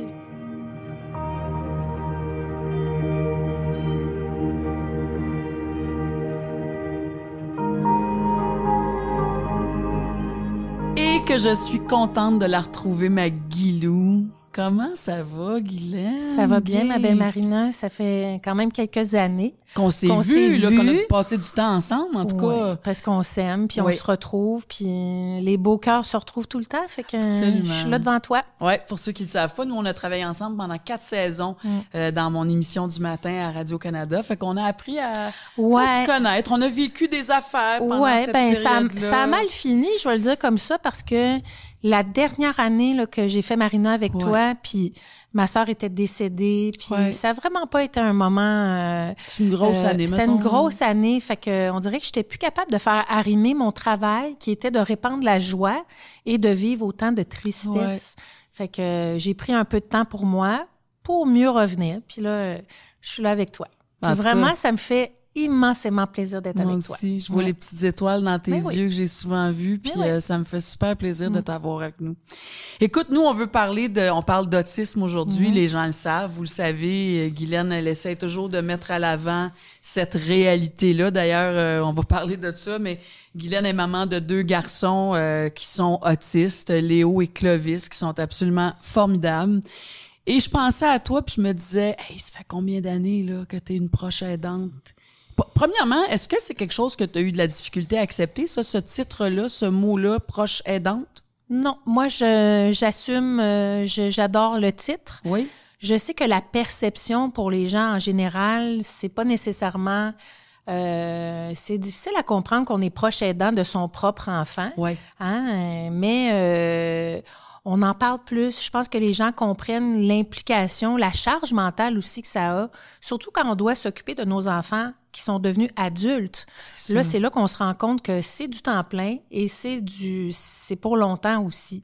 Donc, moi, à chaque fois que je fais des conférences, je le dis. Et je pense que quand les gens le disent, les autres se reconnaissent aussi un petit peu plus. On réussit à comprendre, ah oui, ça, c'est proche aidant. Ah ben oui, je suis proche aidante aussi. C'est ça, mais tu sais, les parents, souvent, ou même un conjoint, là, a de la difficulté à dire, ben non, je suis pas une proche aidante, c'est mon mari. Ben oui, je l'aime. Ben non, c'est mon enfant, je suis sa mère, je suis pas sa proche aidante. Mais c'est parce que tu portes tellement, on porte, quand on l'est, tellement de chapeaux. Puis... Tu sais, on disait les aidants naturels à l'époque, hein, puis on essaye de changer ces mots-là, ces proches aidants, parce que même si on aime nos enfants, nos conjoints, c'est pas naturel d'être un aidant, dans le sens de tout ce que ça demande. Psychologue, ergothérapeute, diététicienne, je manque naturopathe, de mots. Tout, je veux dire, c'est tout. Dans mon cas. Gestionnaire d'horaire. Tout ça. Bref. Les rendez-vous, tous les documents à remplir. C'est immense. Ce que la société nous demande aussi, c'est énorme. Bref, oui, moi, je porte le chapeau de proche aidant. J'aime l'appellation proche aidant. Je trouve que ça dit vraiment ce qu'on est. On est proche, on est surtout aidant. Et moi, je n'ai pas peur d'utiliser ce terme-là, non. Moi, je vais aborder avec toi Léo, le plus vieux, donc il a 22 ans, puis Clovis a... 20 ans, je pensais qu'il était un peu plus jeune que ça. Ben non, donc, 20. Pas difficile à calculer, là, c'est 22 ans de proche aidance. Ouais. Tu as 54 ans aujourd'hui? 53, oui. 53, Guylaine. Es-tu fatiguée? Ben... Es-tu tannée? Je suis pas tannée. Je suis pas tannée. Des fois, ça use être proche aidant parce qu'on a... Moi, je vois il y a comme 2 affaires. M'occuper de mes garçons, c'est une chose.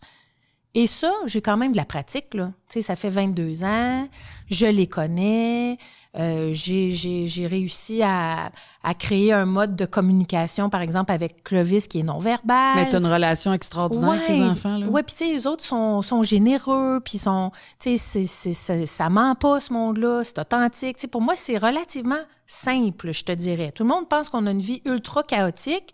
À la maison, oh, mais t'as eu des bien. bouts, t'avais de la broue dans le toupette, là. Mais j'ai encore de la broue dans le toupette parce que là, la puberté, c'est compliqué, là, avec des personnes autistes. Moi, j'ai des garçons, je suis pas un gars.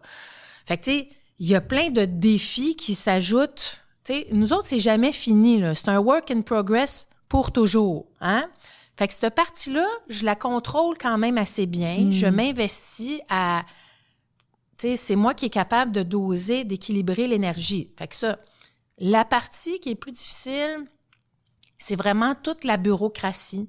Ça use, Marina. C'est ma fatigue, c'est de là qu'elle vient. Parce que elle se rajoute au fait que je m'occupe de mes enfants à temps plein. Ben, on en rajoute une couche, puis les parents qui le vivent le comprennent. Parce qu'on comprend pas le 3/4 du temps. Il y a tellement de paperasse à remplir, puis on est débordés. Tu as Revenu Canada qui te demande de prouver à nouveau que tes enfants sont handicapés. Moi, je suis Ça fait 22 ans que tu le fais. Ça fait 22 ans. Tu sais, je suis nouvellement curatrice de Clovis. Je pensais que ça allait être simple. C'est pas si simple. Mais c'est ça, je veux parler de ça, parce qu'on parle là, d'arriver à l'âge adulte. Tu viens d'ouvrir le chemin, je dirais. La boîte de Pandore. Exactement. Là, tes enfants sont adultes, là, Léo. Comment ça se passe au niveau de la bureaucratie? C'est quoi là, les nouvelles difficultés là-dedans? Ça change quoi dans la donne là, de... Écoute, moi, là, j'étais pas préparée à ça du tout. Et avec du recul... Tu sais, j'aurais aimé ça qu'on m'explique quand les garçons avaient 15, 16, 17 ans. Ce qui s'en vient, là. Ce qui s'en vient. Comment ça va se passer? Quelles sont les démarches que je peux entreprendre avant l'âge de 18 ans? Mais je connaissais pas encore personne. Maintenant, je connais une notaire extraordinaire qui me donne des conseils. J'ai animé une émission à mi-télé qui s'appelle « Des familles comme les autres » où j'ai rencontré plein de monde, dont le curateur public du Québec qui a répondu à mes questions. J'ai cette chance-là. Allô, toi, ça fait longtemps que je veux te parler, genre. Ah oui, oui. C'est ça. Fait que, mais moi, je m'attendais pas à autant de... Hey, c'est beaucoup demandé aux parents, là. T'sais, fait nous, que c'est vraiment comme tout un nouveau monde là, quand on arrive avec nos enfants qui sont oui, rendus puis là, adultes. attends, là, il y avait des pédiatres. Il faut trouver un médecin de famille, comme tout le monde. Mais la puberté, c'est compliqué. T'sais, nous, on a décidé de consulter une sexologue parce que moi, j'avais pas les outils pour aider mes garçons à ça, là, les hormones, la puberté, le désir d'avoir une relation avec quelqu'un. J'étais pas outillée du tout.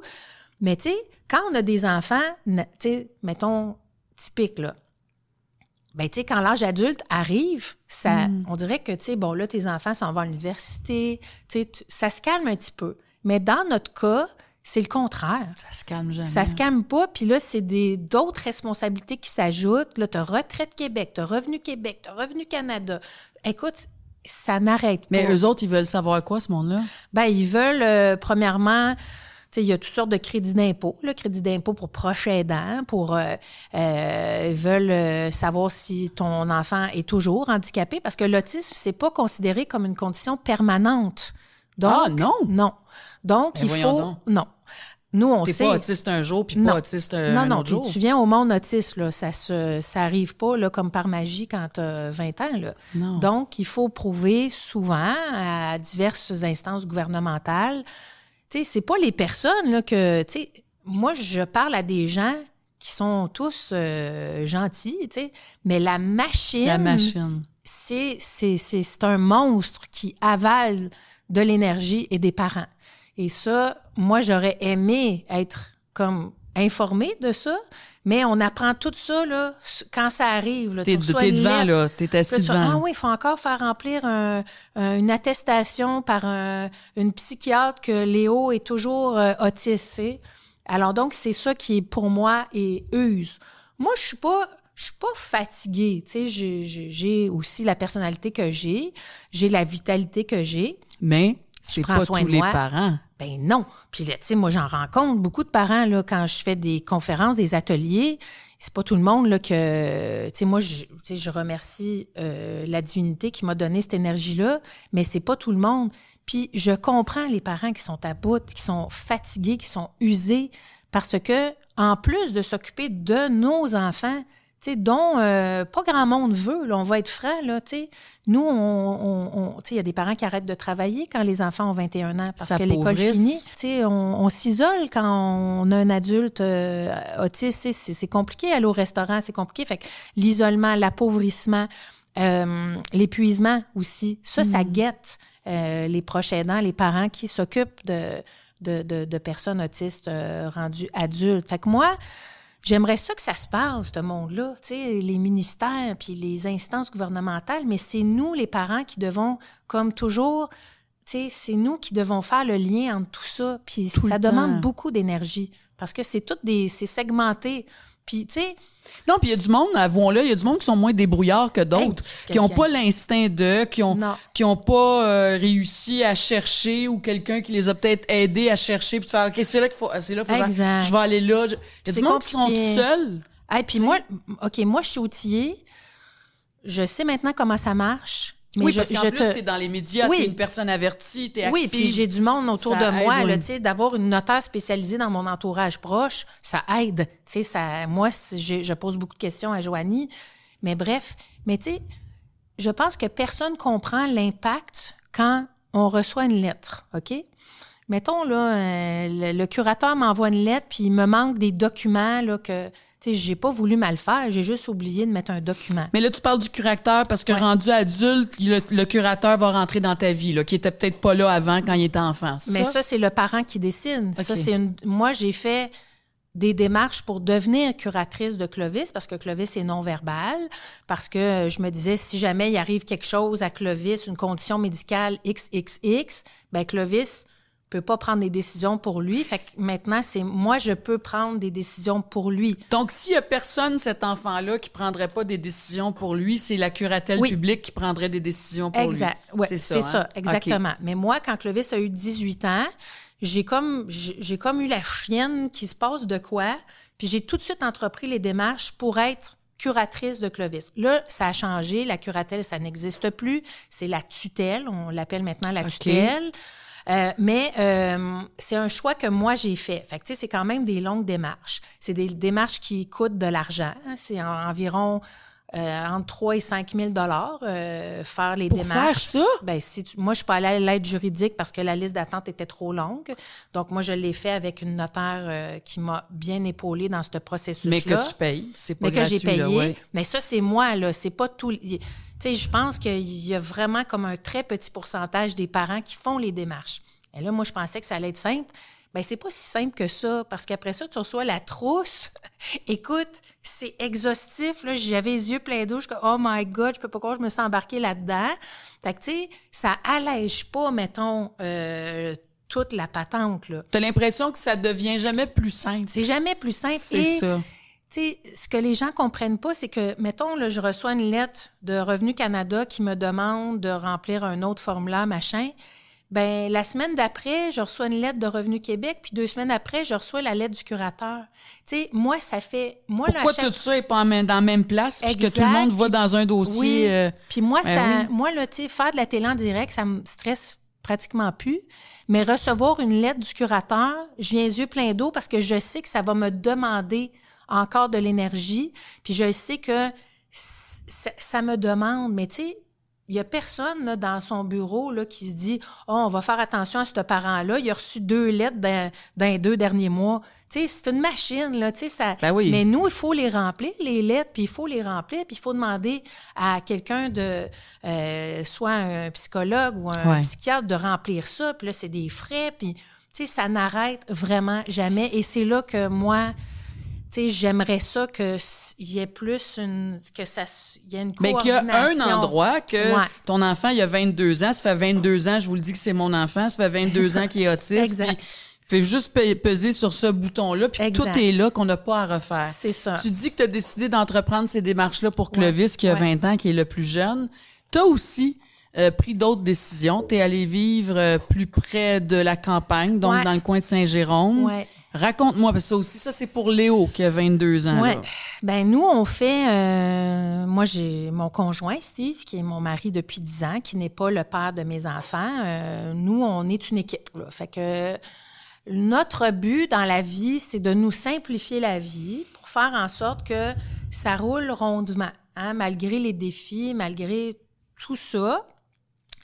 Fait que là, mes enfants reçoivent un chèque de solidarité sociale. OK? Ça, c'est comme du bien-être social? Oui, c'est ça. Eux l'appellent pas l'aide sociale, mais quand tu fais la demande, tu vas au bureau d'aide sociale, il faut que tu ailles avec ton enfant. Mais c'est précisément pour une personne handicapée, c'est une personne qui a des limitations à l'emploi. OK? Alors donc, mes deux garçons, pour l'instant, Léo va sûrement travailler un jour, mais là, il finit son secondaire, il a 22 ans, il a accumulé beaucoup de retard académique, fait que le temps qu'il est à l'école, Léo ne travaille pas parce qu'on ne veut pas y faire faire 5 affaires en même temps. Non. Donc, alors, les garçons reçoivent ce chèque-là. Léo reçoit 1 100 $ par mois. Puis là, on s'est dit... À Montréal, là, où est-ce que Léo va se trouver un appartement avec 1 100 $ par mois? Fait que nous, on a décidé d'acheter un petit duplex. À Saint-Jérôme, on est allé Couronne-Nord parce qu'à Montréal, on ne pouvait pas acheter de duplex. Là, c'était hors prix. Puis, les gens pensent souvent que parce qu'on fait de la télé, on est millionnaire. C'est pas le cas. C'est totalement faux. Parce que quand on est proche aidant, nous, mon chum... travaille pas en ce moment pour s'occuper de tout ce qui a rapport aux garçons, puis c'est moi qui travaille. Donc, les banques prêtaient à des travailleurs autonomes, on a beau leur raconter l'historique familial, la banque n'est pas plus généreuse. Là, non. Fait que nous, on a dit, OK, on va trouver un duplex pas cher à Saint-Jérôme. Et on a réussi, je pense, à acheter... On dit ça à la blague, mais on a acheté le duplex le moins cher et le plus laid de Saint-Jérôme. Et mon chum rénove, là. Mais il est laid. On l'appelle le château, puis oui, mais toi, tout devient beau. C'est ton vrai. shack à campagne, là, c'est vrai, non. Ça a l'air d'un petit bijou, ça, chaque fois que tu nous montres des photos, là. C'est vrai que c'est cute, parce que moi, je rends tu ça l'appelles chaleureux. le shack, là. Je fais juste c'est le shack, parce qu'on n'a pas encore d'eau chaude. Fait qu'on va appeler ça le shack encore. Mais oui, ben moi, j'aime ça bricoler, tu me connais, là. Fait que un gun à colle, 2-3 pinceaux, puis je te refais un mur, c'est sûr. Bon, je suis de même. Alors, on a acheté ce petit duplex-là, mais là, la contrainte, c'est que nous, quand même, on habitait avant à Beaconsfield, dans l'Ouest Island de Montréal, parce que Clovis fréquentait une école spécialisée là-bas.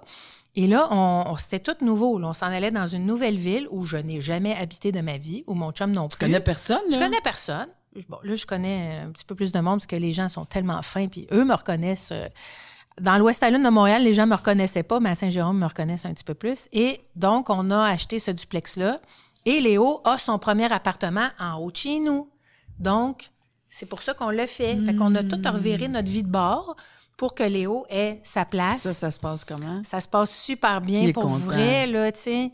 Écoute, mais lui, il était content là, d'avoir son espace, son intimité, ça se peut-tu? OK, bon, Léo, c'est pas la personne la plus expressive sur la planète. Là, jamais il va dire « Oh, wow, quelle bonne idée! » Mais je vois ça. Mais il est toujours égal. Oh oui. Il est toujours égal. Égal. Ça sourit pas souvent. On connaît notre Léo. Je sais reconnaître sa reconnaissance, hein, parce qu'il y a une façon de le faire. Puis là, écoute, c'est cute parce qu'ils sont chez lui. Il a peinturé sa chambre mauve parce que c'est sa couleur préférée. Il planifie ses repas. Il va à l'épicerie avec mon chum 1 fois par semaine. Fait que, tu sais, tout ça est pour installer un peu plus d'autonomie pour Léo parce que nous, on n'est pas éternels. Fait qu'on prépare Léo à l'avenir. Puis là, Léo finit son secondaire. Il a 22 ans, il va à l'école aux adultes, puis il va aller au cégep. L'année prochaine, il sera au cégep probablement en art visuel.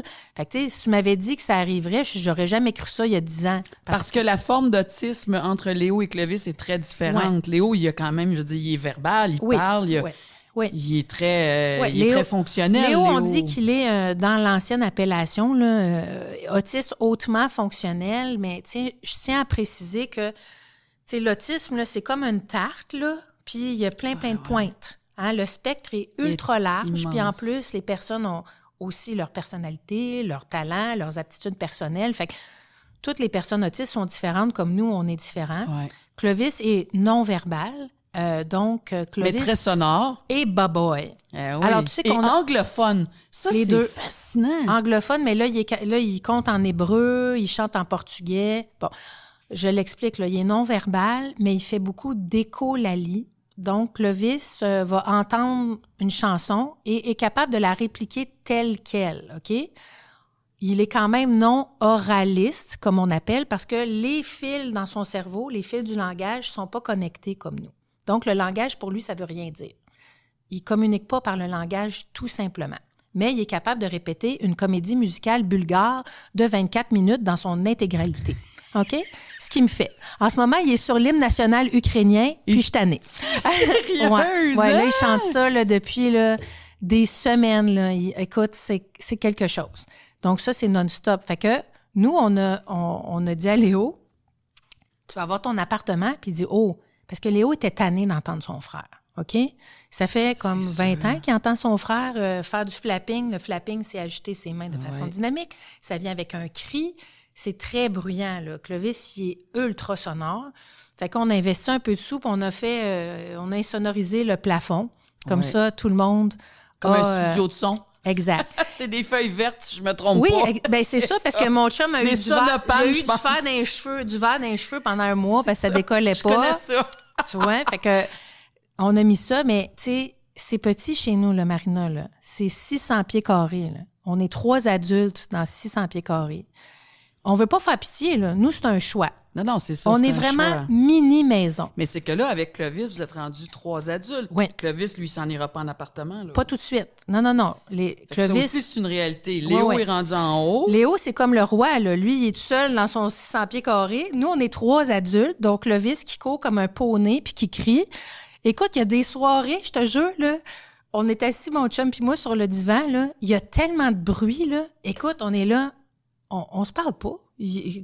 Pourquoi est-ce qu'on se parlerait? Il y a tellement de bruit ambiant, fait que des fois, on part à rire. On est là, il te reste juste ça à faire. Dieu merci que tu es capable de le faire. Exactement. Fait qu'on est mini-maison. Écoute, on Mais a là, attends une minute. Oui.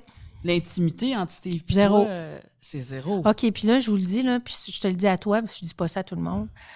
Non, Quand mon chum a rénové, on le dit à tout le monde.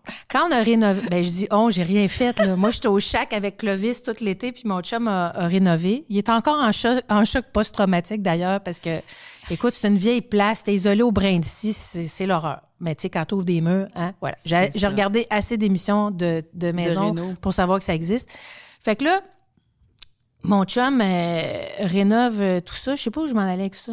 Ben, on parlait de l'intimité. Ah, c'est ça. Il n'y en a pas. Tu vois, je m'en rappelais même pas parce qu'il n'y en a pas. Ça tombe bien, je suis en ménopause, j'ai pas de libido. Tu sais, quand tu dis tout arrive, tu sais, gars, je parlais d'arrimage.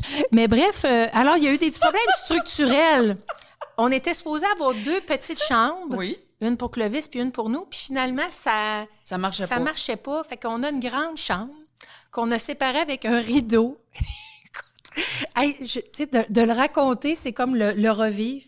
Puis moi, à chaque fois que je me réveille le matin, je dis toujours « Bonjour la vie ». C'est comme mon affaire à moi. Ouais. Juste depuis que j'habite à Saint-Jérôme, parce qu'il a fallu s'adapter à cette vie-là. Puis là, j'ouvre les rideaux à Clovis. Écoute, c'est une vie unique, là. On va se le dire que c'est pas tout le monde qui vit ça. Et comme moi, je veux pas faire pitié, là. On l'a choisi. Oui. On est informé, là. L'intimité, ça se passe quand Clovis est à l'école. Parce que là, le soir, oublie ça, là. Puis Clovis, ça y prend comme 4 heures sans dormir.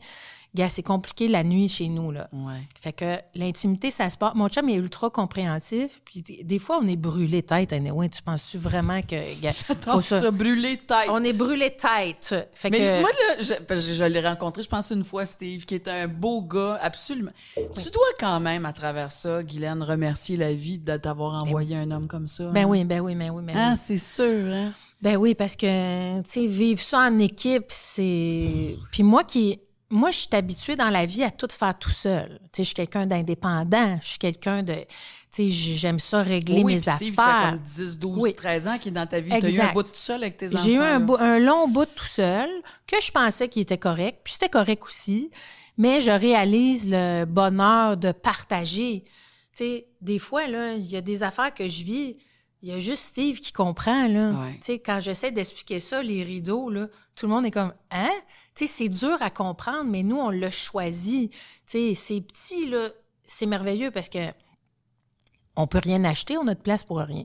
Fait que pour la consommation, c'est merveilleux.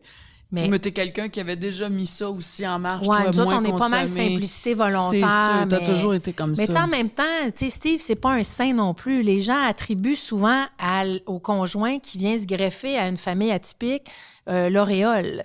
Tu sais, mais Steve aussi, là, tu sais, il y a des choses qui l'énervent, il y a des... Puis tu sais, on s'en parle. Puis tu sais, des fois, il me dit, Guylaine, si je peux pas t'en parler à toi, à qui je vais en parler? Ben Parce oui. que personne comprend comment est-ce qu'on vit, Ben là. oui. Tu sais, c'est dur à expliquer. Fait que oui, c'est la force de l'équipe. Nous, on est une équipe, puis on fait tout en équipe. Je trouvais ça intéressant parce que t'es quelqu'un qui veut mettre en lumière ces vies-là, ces réalités-là. Tu dis que le système oublie carrément les parents, parce qu'on parle beaucoup des enfants, puis il faut s'éclairer aussi sur la réalité des parents, la santé mentale des parents. Puis toi, tu dis, on parle beaucoup de diversité, hein, diversité d'ici, LGBTQ, les diversités communautaires, culturelles, mais on parle jamais de la réalité, de cette diversité-là qui est quand même... Tous ces gens-là, on fait tous partie de la même société, là. Fait que je trouve ça intéressant quand tu pognes un peu les nerfs à travers tout ça, parce Des que... fois. Oui, mais Je c'est suis moins quand même vindicative et impulsive qu'avant. Tu sais, je raffine un peu mon message parce que je me rends compte que, tu sais, avec de la douceur puis de l'amour, ça passe quand même un peu mieux. Tu sais, quand les garçons étaient plus jeunes, j'étais plus, tu sais, je militais. Puis je suis devenue une militante plus tendre, je dirais, mais j'ai les mêmes objectifs, là, Ouais. tu sais. Puis, tu sais, tant mieux, on vit vraiment dans une époque où il y a une ouverture sur... hey, moi, je trouve ça beau, là, tu sais. Nous, chez nous, on est super ouverts pour tout, là, tu sais. Diversité sexuelle, moi, là, il n'y a rien qui... J'aime tout, là. Mais, tu sais, je trouve quand même que les personnes en situation de handicap, c'est toujours un peu les dernières, ça liste, tu sais. On n'en voit pas encore tant. Moi, je parle... Tu sais, je peux juste parler un peu au nom de Clovis, qui est non-verbal, mais Léo est capable de le faire lui-même, tu sais. Fait que, tu sais, j'aimerais qu'on les entende plus, qu'on les voit plus, qu'on comprenne mieux aussi nos réalités. Exactement. Mais toi, là, parce que je trouve que tu es quelqu'un qui a toujours cherché justement à trouver la lumière pour parler de cette réalité-là. Si on parle de santé mentale, en quelques mots, si tu avais à dire, ça a été quoi les clés, toi, qui t'ont aidé mentalement pour pas casser, pour pas craquer, puis peut-être de te pitcher en bas d'un pont, là, parce que c'est lourd, c'est une charge lourde? Ben, moi, je suis quand même assez bien faite parce que j'ai pas d'attente irréaliste. Tu sais, j'accepte, j'ai vite accepté la condition de mes garçons. Ouais. Ça, c'est un processus personnel qui appartient à chacun. Oui. Moi, ça a été quand même relativement rapide. T'es une fille qui a beaucoup d'énergie, Ouais, t'es une proactive. C'est ça, je me dis, Mais bon, quand qu'est-ce même, qu'on fait? Mais t'es un humain, là, fait que ta santé mentale, ça a pas toujours été, mon Dieu, je suis donc en équilibre. oh C'est pas mon vrai, Dieu, ça. non. Puis tu sais, jamais je vais faire accroire ça à personne. Puis tu sais, il y a des moments plus difficiles. Il y a des, tu sais, cet été, là, pendant les rénaux, là, c'était... Écoute, ça a coûté 3 fois le prix. On était vraiment, là, comme financièrement, là, comme aïe, qu'est-ce qu'on fait? Mais tu sais, c'est la réalité. Donc, ça joue aussi, là, tu sais. Explique ça à la banque que tu fais ça pour que tes enfants handicapés s'épanouissent, tu sais. Le discours humain fait pas vraiment partie de la machine, là, tu sais. Non. Fait que c'est difficile à expliquer nos besoins, puis on est rarement pris en considération. Tu sais, toute l'énergie puis l'amour qu'on investit, mais c'est sûr qu'il faut prendre du temps pour soi, là, tu sais. On le dit, c'est cliché au bout, Mais tu l'as-tu fait, ça? T'as-tu moi, pu je le faire? fais. Moi, je suis chanceuse. Des fois, tu t'en vas à ton chac écrire, toute seule. Steve, Ouais. lui, Tout accepte seul. de Nous, rester. on prend jamais de vacances ensemble parce qu'on peut pas. Parce que ça prend quelqu'un avec Clovis. Fait que, tu sais, ça fait 10 ans qu'on est mariés, on n'a jamais eu notre lune de miel parce que Clovis est là puis on est avec.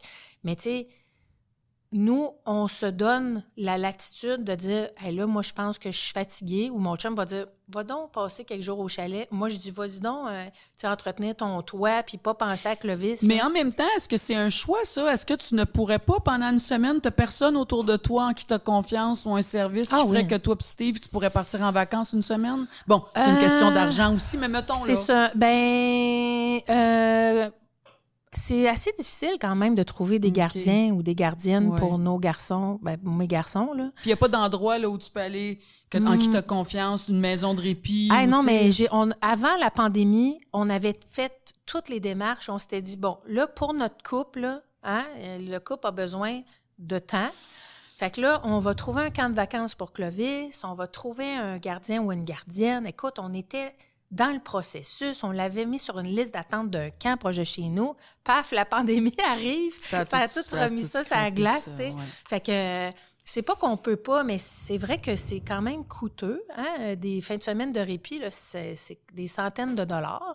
Fait que là, nous autres, on a un chouette, on met tout ça sur la maison, on met, tu sais, fait que nous, on met ça sur la maison. Je vais remplir mon frigidaire aussi, Exact, là, puis en fait mettant un que, plus à la maison tu sais, aussi. c'est pas vrai, tu sais, dans l'idéal puis l'idée romantique de prendre soin de soi, il y a tout ça, mais dans la réalité, les options sont pas ultra Non, nombreuses c'est là, ça. pour arriver à faire ça. Une des raisons aussi que tu es partie de la grande ville, oui, tout ce que tu nous as expliqué, mais c'était aussi, j'imagine que tu te sentais encore plus anonyme dans la grande ville par rapport à ta situation, puis t'as trouvé d'autres sortes de services, dont ta jeune travailleuse Oui. sociale, je pense que tu as rencontrée Oui. dans le coin de Saint-Jérôme, Oui. qui c'est un apport extraordinaire dans ta vie, ça, cette fille-là. Écoute, ne jamais sous-estimer la présence de quelqu'un. OK? Moi, quand j'habitais à Montréal, il y a tellement de monde, il y a tellement de dossiers que c'est pas, encore une fois, les personnes. Les personnes font le possible dans la machine, mais ça devient très impersonnel. En tout cas, moi, ce que j'ai vécu. Mais là, on est à Saint-Jérôme et ma travailleuse sociale qui s'appelle Léa, qui est une jeune femme dynamique. Écoute, quand j'ai une question, j'y écris le matin, puis elle me répond comme 1 heure après. Moi, j'ai jamais vécu ça. Écoute, j'étais émue la première fois que j'ai reçu une réponse aussi rapide parce que t'es tellement habituée c'est de d'attendre. l'or. Ouais. C'est de l'or, tu sais. Fait que oui, ça change vraiment la donne, là. Puis tu sais, Léa est super proactive. Elle m'a donné des noms de camps de vacances pour Clovis. Elle dit, je suis sur le cas d'un répit. Ouais, mais ton chèque, là, t'avais le droit à un chèque. Un chèque emploi-service. Chèque Ouais. emploi-service. Ouais. Tu savais même pas tu savais même pas que tu avais droit à ça. Non, je savais pas. Tu avais le droit comme à 22 heures par semaine. Exact. Genre à 19 de l'heure. Exact. Ouais. Ben ça, toi, par semaine. Là. Oui, mais ça si je veux dire la bonne chose, mais je pense que avant la pandémie, les parents n'y avaient pas droit. OK. C'était comme plus pour quelqu'un qui vient garder à la maison, qui s'occupe. OK. Pendant la pandémie, on ne pouvait pas avoir personne chez nous, fait que ça a changé. Puis OK. là, le parent peut bénéficier. Avant, c'est Steve qui bénéficiait de ce chèque-là, mais là, on a appris qu'il fallait que ce soit un parent naturel. Donc, c'est moi qui reçois ce chèque-là. C'est des affaires qu'on ne connaît pas. Tu sais, moi, c'est c'est un autre Ça fait une parent différence, ça, qui dans m'a une parlé de semaine, ça. Donc, tu sais, c'est pas des montants faramineux, c'est 350 $ par semaine. Ouais, mais... Mais tu sais, c'est comme si on me disait... On reconnaît. C'est ça, on reconnaît Ouais. le travail que tu fais auprès de la personne dont tu as la charge, qui est Qui est mon ton fils. enfant biologique, mais qui est Exact. surhumain comme C'est ça. Mais il y a plein de besoin. parents, là, comme on se parle, qui savent même pas que ça existe, le chèque emploi-service. ça. Parce que moi, personne ne m'avait parlé de ça. Donc ça, avant. là, exemple, parce que tantôt, tu parlais d'un notaire ou d'une Ouais. notaire. Un notaire va savoir ça.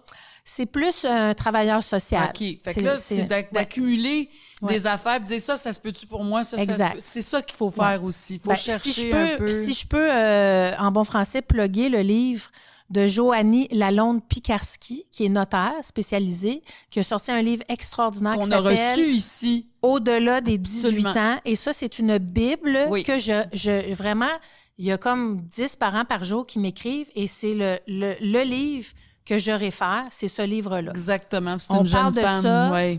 On parle de tout.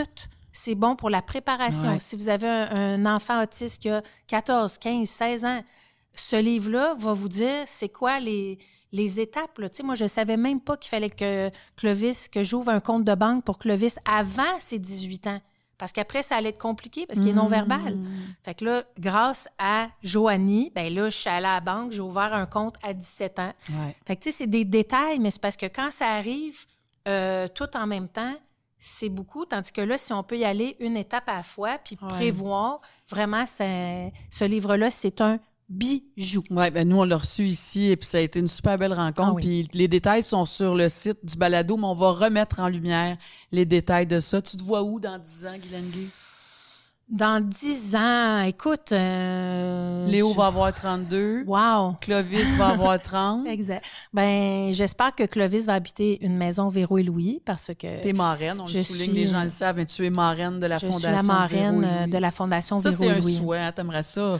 Ben oui. Évidemment. Ben, ça va arriver. Ça va arriver parce qu'on travaille fort là-dessus. La première maison à Varennes, les 16 résidents y habitent depuis plus d'un an. On voit les images. On est invités à Noël au party. Cette année, les familles étaient là. Écoute, c'est tellement beau. Là. Les parents, là, tu sais, mettons, on se voit, là, puis ils me regardent, puis on vient les yeux pleins d'eau, puis on n'a même pas besoin de parler. On sait exactement qu'est-ce qui se passe. C'est que leur enfant adulte autiste vit dans un milieu adapté à son besoin. Puis tu dors tranquille. Ben, tu sais qu'ils ont tout, même plus que ce que tu pouvais leur donner probablement. Des éducatrices spécialisées, les sorties, le centre éducatif de ils jour. Ils apprennent, ils évoluent, ils continuent d'évoluer. Ils perdent pas leurs acquis parce qu'à 21 ans, l'école est finie. Fait que Clovis va vivre dans une prochaine maison Véro et Louis. Ça, évidemment, ça m'apaise énormément et je souhaite cet apaisement au plus grand nombre de parents possible. Vraiment. Et c'est pour ça qu'on travaille si fort et que Véro et Louis sont si généreux de leur temps et de leur énergie parce que c'est du gros travail. Les gens de la Fondation travaillent fort. C'est énorme. Là, on essaie de changer les mentalités puis de dire aux parents... c'est possible, tu sais, quand votre enfant va avoir atteint l'âge adulte, tu sais, de le laisser ou de la laisser aller vivre sa vie et que vous puissiez continuer de travailler. Puis notre enfant, c'est facile de dire ça, là, mais notre enfant a besoin de ça. Exact. Puis toi, ça te rend juste meilleur dans le sens que ça te permet de te redéposer, de reprendre ta vie puis d'être encore plus heureux avec ton enfant. Et de reprendre son souffle, là, parce que les parents, souvent, s'occupent, tu sais, à la maison de Varennes, il y a les résidents ont entre 21 ans et 60, là. Tu sais, il y a des gens, des parents âgés qui se sont occupés très longtemps de leurs enfants autistes. Donc, alors que Clovis habite une prochaine maison Véro et Louis dans un milieu bienveillant, ça m'apaise énormément. Que Léo soit heureux, ait rencontré quelqu'un. Léo cherche l'amour, c'est un beau gars. Tu sais, j'y souhaite vraiment de rencontrer quelqu'un qui le rende heureux. C'est tellement un beau cœur. Ça, je suis certaine que ça va arriver, qu'il y ait un travail qui le passionne. Puis, tu sais, je suis heureuse de voir que les milieux de travail se transforment, sont plus ouverts aussi à la diversité, quelle qu'elle soit. Ça me rassure. Puis moi, ben j'aimerais ça habiter au Chac avec mon homme qui sent les épinettes, mon Steve. Puis le métier, c'est sûr que je vais continuer d'écrire parce que l'écriture, c'est ma passion.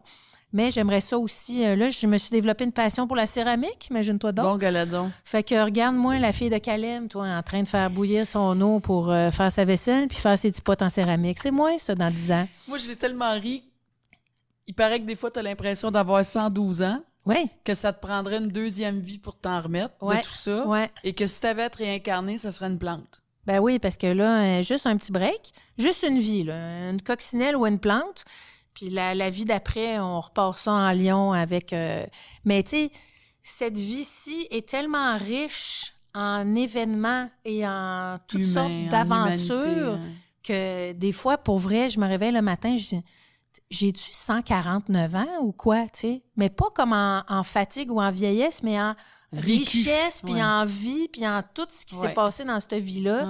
Fait que, tu sais, je pense que côté karma, là, je suis bonne. Là. Je suis en train de me préparer une bonne suite des choses. Mais moi, en tout cas, en parlant de plantes, j'ai fait un petit peu de recherche, puis je me suis dit, OK, si tu avais à te réincarner en une plante, moi, je te souhaite de devenir un immense palmier. Ah, j'adore. Géant qui vole au vent dans une superbe forêt tropicale luxuriante d'humidité, de chaleur et de soleil. Je prends ça, puis je pourrais protéger plein de monde encore. J'aurais tout appris ça dans cette vie-ci, qui est une belle vie, puis je suis remplie de gratitude et je ne changerai pas ma vie avec aucune autre vie. C'est la mienne, c'est elle qui m'a choisie, puis je l'adore. Ben, en tout cas, ta vie est inspirante, même si elle est très exigeante. Merci, ma belle Guilou. Je t'aime, tu le sais. Je t'aime aussi. Merci de m'avoir reçue. Plaisir.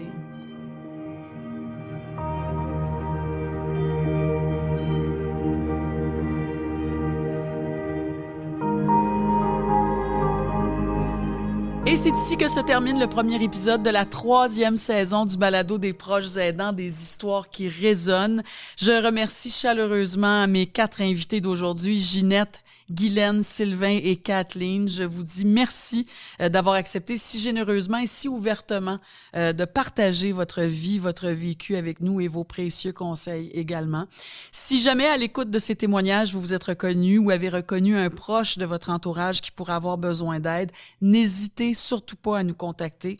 Info aidant par téléphone, c'est le 1-855-852-7784 ou via le courriel info-aidant@l'appui.org. Sachez que les conseillers et les conseillères d'Info aidant sont vraiment là pour vous écouter, vous soutenir, vous guider, vous orienter en fait vers les services qui existent dans votre région. Et enfin, si vous souhaitez partager votre expérience en tant que personne proche aidante, je vous invite à nous écrire dans la section « Témoigner de votre expérience ». Ça, c'est sur le appuibalado.ca. C'est avec vraiment beaucoup d'attention et avec beaucoup de délicatesse aussi que nos intervenants vont vous lire et vont vous écouter. On se retrouve la semaine prochaine pour aborder une nouvelle thématique consacrée à l'accompagnement d'un proche ayant vécu un accident vasculaire cérébral. Ça aussi, c'est un sujet intéressant. D'ici là, ici Marina Orsini qui vous dit « Prenez soin de vous. À bientôt. Bye bye. »